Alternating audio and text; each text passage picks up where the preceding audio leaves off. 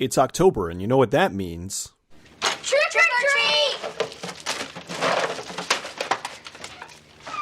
Trick or Treats, not to be confused with Trick or Treat, is a 1982 horror film from director Gary Graver. The movie opens at the O'Keefe house. Joan and Malcolm are having a nice breakfast of STFU. Can't talk, Wall Street Journal. Someone's at the door, so Joan goes to get it. Hello, ma'am. We're here for the hot dicking bondage party. These gentlemen are from the local insane asylum and are there to take Malcolm in. Sir, we're here to inform you that you're not Meatloaf. Just then, table match from out of nowhere. Hanging on.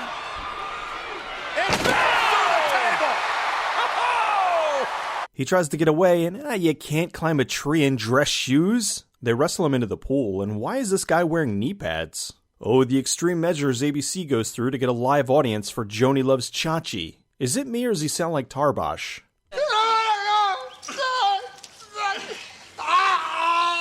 Joan seems really broken up about this. Several years later, Linda gets a phone call to babysit. Why doesn't she turn off the shower? She gets another call, this time it's from her boyfriend Brett. Brett's performing in a play tonight, but Linda has to cancel going because she has to babysit. What's going on with this guy? Brett, you don't need her. Why can't you see? You belong with me. E. Linda needs this babysitting job so she can continue to audition for yogurt commercials. Linda offers to give Brett the phone number and address so he can come by later, but I guess he doesn't want it. We could have some fun. Okay, I'll see you. I gotta go. Bye. She goes out to her car and runs into this guy. What's the matter, baby? Don't you like to party? Maybe it's because she doesn't know you. Maybe it's the giant scar on your face. Or maybe it's the fact that you tried to accost her in front of her house. Joan's remarried to Richard. They're headed to a Halloween party in Las Vegas. Why are they already in their costumes? Joan's telling her son Christopher they're leaving him with a babysitter. Linda goes to the address and seems surprised that there's Halloween decorations at Halloween. Joan gives her a rundown of things. At the asylum, Malcolm tells Bert he's planning his escape. Back at the house, Linda gets unwanted advances for the second time tonight. Joan catches them and is initially upset until Richard gives her a diamond ring. I caught you undressing the babysitter, but you gave me jewelry. All's forgiven. Linda is a master of exasperated looks. Richard then has a brief stare-off with Christopher and leaves for the party. Linda goes looking for Christopher, and he's gonna be this kind of kid. You're cute. Are you the babysitter? Seems Christopher has an obsession with magic. Makes sense, his mother made his father disappear. Linda's gonna fall for this stuff all night, isn't she?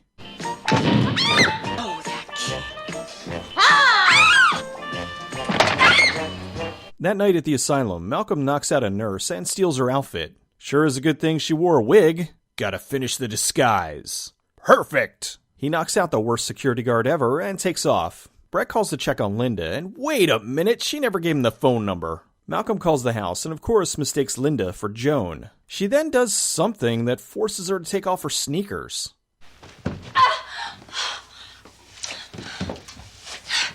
Looks like Christopher drowned, and of course she falls for it. This is less mouth-to-mouth resuscitation and more passionately kissing a kid. Since her outfit's soaked, she puts on Joan's nightie from the beginning of the movie, which is the perfect thing to wear while babysitting. Christopher's cutting sausage, and here comes prank number 900 that Linda falls for. He hides in his room, and she searches for him. I didn't know the Bee Gees had a board game. The cops found the stolen car, so Malcolm has to walk the rest of the way. It might be hard to believe, but he got catcalled 5 times on the way over here. Joan calls from Vegas to check up on Christopher. We know it's Vegas because they run a fair amount of Vegas stock footage. Christopher's being a dickhole again, and Linda loses it. Trick or treat!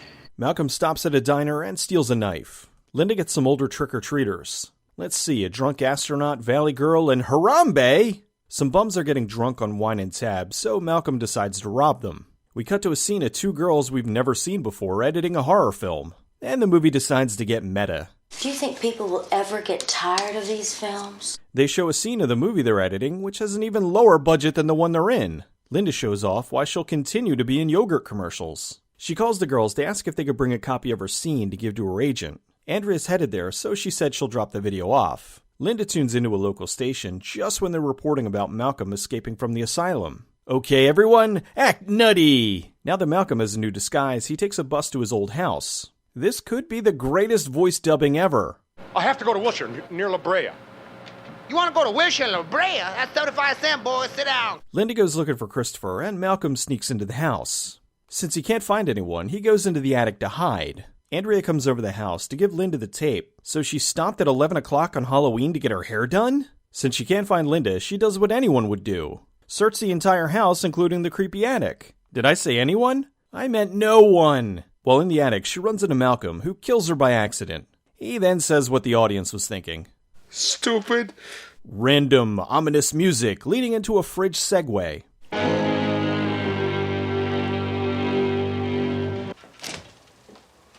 Linda's having some wine and cat scare! Hey!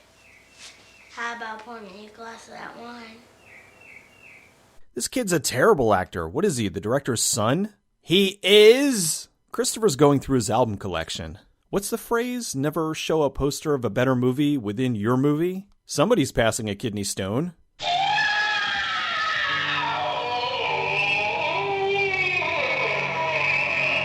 Linda goes to check on Christopher, and he may have been murdered. Malcolm sneaks downstairs, and seeing the nightie, thinks it's Joan. He attacks her, but she runs away, and then there's another one of these.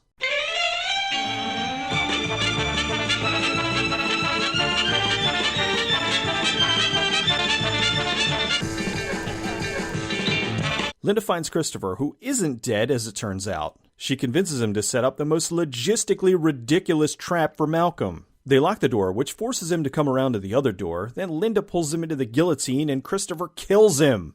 Thanks, lady, it just made me kill my father. Linda goes to call the police, and what?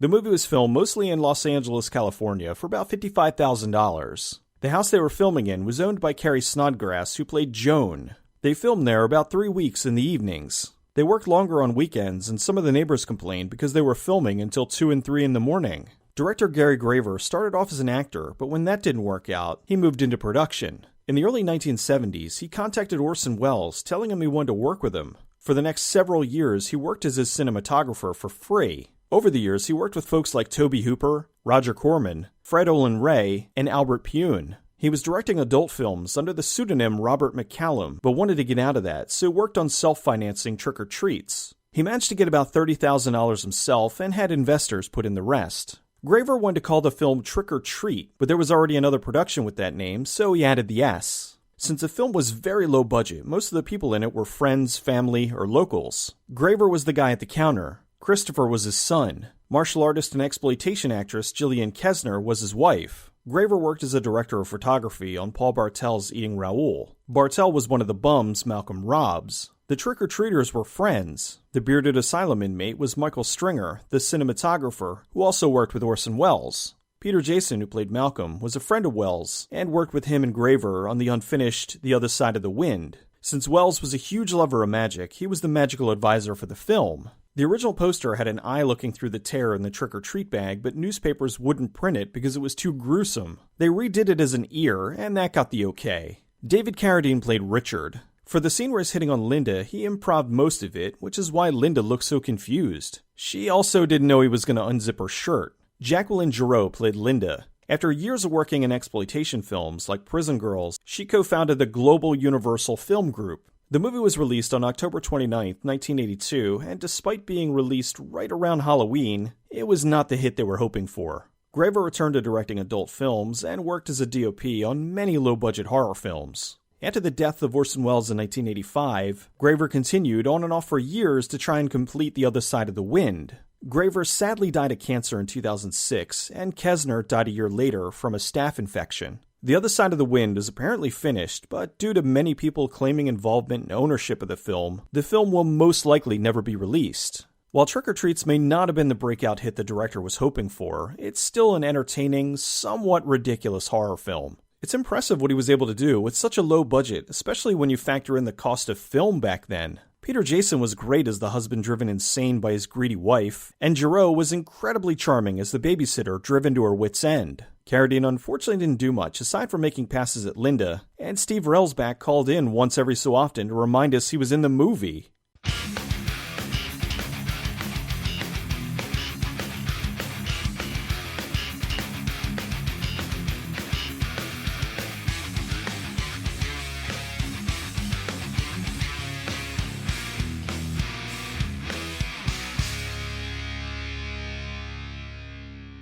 I have to go to Wilshire, near La Brea.